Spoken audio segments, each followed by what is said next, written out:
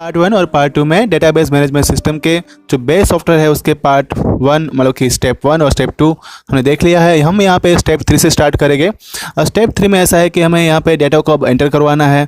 उसके etch attribute जो है मतलब कि वो किस पे डिपेंड करेगा कि किस तरह से हम यहाँ पे टेबल जो डिज़ाइन करने वाले हैं। एक कंपलसरी बात ये रहती है कि हमें पहले डेटा फील्ड जो है उसमें कोई भी फील्ड होगी उसमें डेटा टाइप उसका बताना पड़ेगा। डेटा टाइप है वो यहाँ पे फील्ड का जो स्ट्रक्चर होता है, स्टोरेज स्ट्रक्चर, वो डिफाइन करने में काम आएगा। कंप्यूटर के अंदर जो अलग अलग वे होते हैं डेटा को स्टोर करने के लिए, और इस तरह से जो मेमोरी होती है और जो स्पीड होती है एक्यूरेसी की वो भी अलग अलग होती है। तो यहाँ पे पहले हमें कैलकुलेशन करनी पड़ेगी एक्यूरेसी दिखाने के लिए, और कहीं पे ज़्यादा मेमोरी भी इस्तेमाल करनी पड़ेगी, और कहीं कहीं पे ऐसा भी होगा कि हमें जो अपने पास ड्रॉप डाउन मेनू लिस्ट हो गए उसके अंदर से अच्छे एट्रीब्यूट का इस्तेमाल करना पड़ेगा। ये अपने जो डेटाबेस इस तरह से हम जब बनाएंगे वो पूरी परफॉर्मेंस को भी अफेक्ट कर सकता है।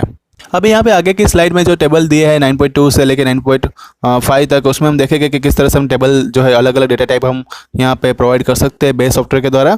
और ये यहाँ पे हर एक एट्रीब्यूट के लिए जो ये डिज़ाइन किया गया है उन उसमें हम सैंपल जो है यहाँ पे बताया गया है। यहाँ पे सैंपल रिकॉर्ड जो है सप्लायर का दिया हुआ है, जिसमें address line, city, pin code, contact number, email ID और कॉन्टैक्ट नंबर जो है वो दिए हुए हैं सप्लायर के। दूसरा यहाँ पे जो टेबल बनाया गया है वो प्रोडक्ट के लिए बनाया गया है, उसका रिकॉर्ड हम रखेंगे तब। और तो उसमें लिखा है कि प्रोडक्ट की कैटेगरी कौन सी होगी, फिर उसमें मॉडल नेम क्या रहेगा, सप्लायर नेम क्या रहेगा, रीऑर्डर लेवल क्या रहेगा, selling price, quantity, product image, camera का पिक्सल कितना रहेगा, प्रोसेसर कौन सा होगा, ओएस सपोर्ट करेगा नहीं करेगा, फिर टच स्क्रीन होगी, वाईफाई एनेबल्ड होगा, मेमोरी स्लॉट आएगा, एफएम सपोर्ट होगा, डिस्प्ले साइज, फिर एचडीडी कैपेसिटी, और यहाँ पे वेट कितना उसका होगा।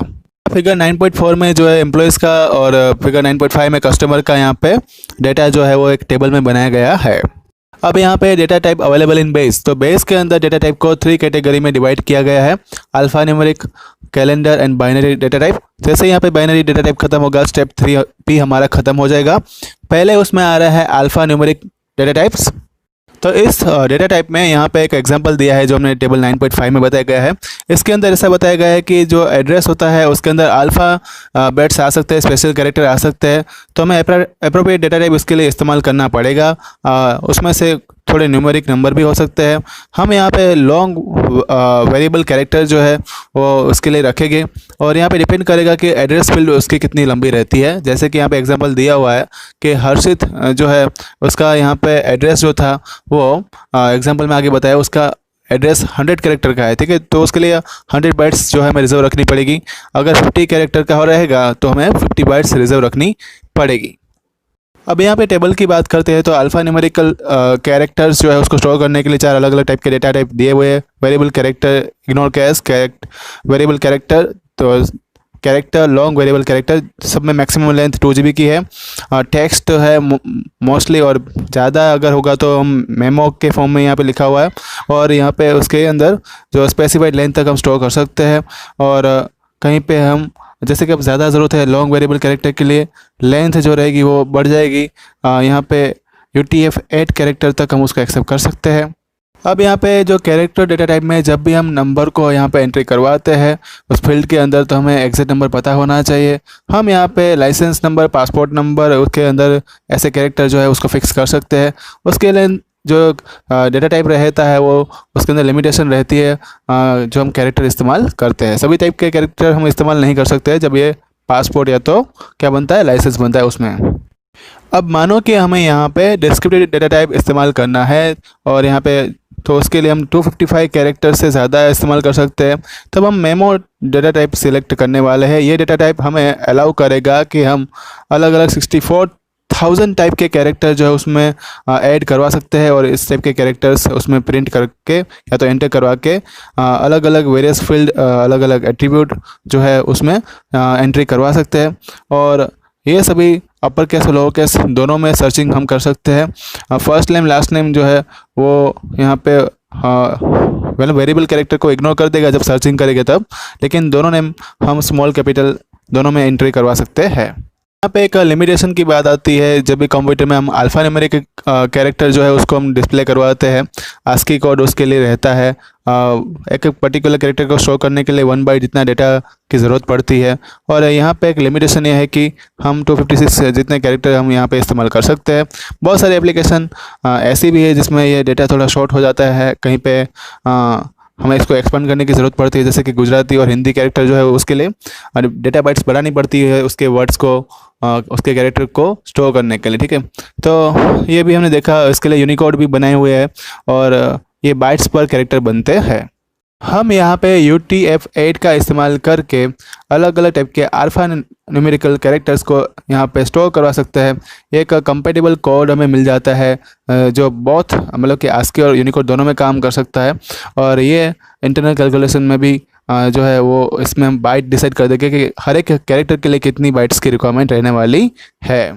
डेटाबेस मैनेजमेंट सिस्टम हमें एक बात ये भी याद रखनी है कि यहाँ पे कोई आपको नंबर ऑफ़ बाइट्स नहीं पूछने वाला है कि कितना आप एलोकेट उसके लिए करनी पड़ेगी। आपको हमेशा यही पूछा जाएगा कि आप कैरेक्टर कितने आप एलोकेट करना चाहते हो, उसको स्टोर करना चाहते हो। और इसी तरह से सॉफ्टवेयर जो है वो अपने आप बाइट जो है वो फिक्स कर देता है।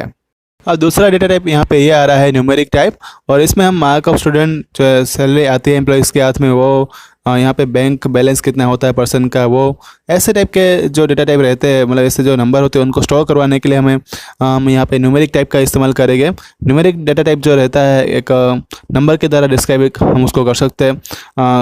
जब वो साइन इन होगा या अनसाइन होगा वो अलग बात है। 2 फैक्टर यहाँ पे उसकी रेंज डिटरमाइन करेंगे कि उसकी वैल्यू किसके बीच में आने वाली है, और फिर हम अलग अलग टाइप की बाइट्स जो है उसका अमाउंट कितने रहने वाला है वो हम उसके लिए यूज़ करेंगे, मतलब कि उसके लिए अप्लाई कर देंगे कि कितनी बाइट्स उस डेटा टाइप को चाहिए होगा। अब हमें यहाँ पे कम से कम मेमोरी कंज्यूमिंग करना है और नंबर को स्टोर करना है। हमारे पास एक बूलियन नंबर भी है। बूलियन नंबर एक ऐसी फैक्ट को डिस्क्राइब करता है जिसमें एक बिट जस्ट हमें इतना डेटा वहाँ पे ज़रूरत रहती है, मेमोरी की ज़रूरत रहती है, और उसमें आंसर जो है वो येस नो से हम दे सकते हैं, इसलिए डेटा टाइप भी येस नो बनेगा। जैसे कि वाईफाई हम एनेबल करते हैं मोबाइल का तो उसका आंसर आता है येस या तो नो। ठीक है, फिर फ्लोटिंग पॉइंट नंबर होगा तो उसके लिए हमें डेसिमल प्लेसेस मतलब कि पॉइंट के बाद के 4-5 डिजिट भी हमें जो कंसिडर करने पड़ते हैं। तो इस तरह से एक डेटा टाइप जो बनता है बूलियन, फिर टेनी इंटीजर्स, स्मॉल इंटीजर्स, फिर integers, big integers, numerical, decimal, real numbers, ये सभी के लिए डेटा टाइप जो रहने वाला है। और इसके लिए बाइट की जो रिक्वायरमेंट रहती है, साइन हो गए अनसाइन हो गए वो, और उसकी रेंज जो है वो यहाँ पे दी हुई है। अब नेक्स्ट स्लाइड में आ रहा है कैलेंडर टाइप। तो इस टाइप के डेटा टाइप में हमें क्या याद रखना है, year, month, hour, minute, second, या तो सेकंड का भी जो फ्रैक्शन रहता है उसको हमें अगर यहाँ पे एंटर करवाना है ऐसे डेटा, तो हम कैलेंडर टाइप का डेटा जो है उसको इस्तेमाल करने वाले हैं। और उसके यहाँ पे अलग अलग डेटा टाइप जो बनेगा, एक तो डेट बनेगा, टाइप्स उसका डिस्क्रिप्शन यहाँ पे लिखा हुआ है कि हम मंथ, डे या तो ईयर की इंफॉर्मेशन उसमें डालेंगे। टाइम जो है उसके अंदर आवर, मिनट, सेकंड की इंफॉर्मेशन डालेंगे। और एक दूसरा एक रहेगा टाइम स्टैम्प। टाइम स्टैम्प जो है उस कभी कभी ऐसी डिमांड बन जाती है कि लोगों को टाइम और डेट, मतलब कि डे कौन सा है और टाइम क्या चल रहा है, दोनों की एक साथ रिक्वायरमेंट होती है। तो ये दोनों चीज़ शो करनी पड़ती है, डिस्प्ले करनी पड़ती है, तो इसके लिए डेट एंड टाइम दोनों इंफॉर्मेशन वो स्टोर करेगा। नेक्स्ट आ रहा है उसमें बाइनरी टाइप्स। तो ये जो बाइनरी टाइप्स है वो हमें अलाउ करता है कि जब भी हमें लॉन्ग स्ट्रिंग जिसमें 1 या तो 0 आ रहे होंगे उसको हमें यहाँ पे एंटर करवाना है, इमेज को एंटर करवाना है, साउंड को डिजिटाइज करना है। तो इस टाइप के अंदर जो कंप्यूटर जो है उसको आइडेंटिफाई करने के लिए बाइनरी टाइप्स का हम डेटा टाइप इस्तेमाल करने वाले हैं। हमें पता है इमेज का जो एक्सटेंशन रहता है वो JPG है, MP3 जो है वो सॉन्ग का रहता है। तो अब ये फाइल को जो है आइडेंटिफाई करने के लिए हमारे पास कोई ज़्यादा काम नहीं करना पड़ेगा, लेकिन तो ऐसे MP3 या तो जो JPG फॉर्मेट होगा उसको हैप्पीली हम इस बेस सॉफ्टवेयर के अंदर इजीली स्टोर करवा सकते हैं। और यहाँ पे उसका डेटा टाइप्स दिया हुआ है, जैसे कि इमेज के लिए लॉन्ग वेरिएबल बाइनरी, जो बाइनरी अगर डिजिट होगा तो उसके लिए वेरिएबल बाइनरी, और बाइनरी फिक्स होगा तो उसके लिए बाइनरी डेटा टाइप बनेगा। लेंथ उसकी 2 GB की रहेगी।